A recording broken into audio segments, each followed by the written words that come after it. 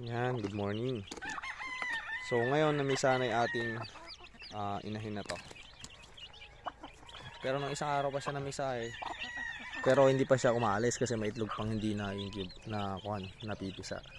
So walo yung itlog nun. Ito yung isa sa namatay oh.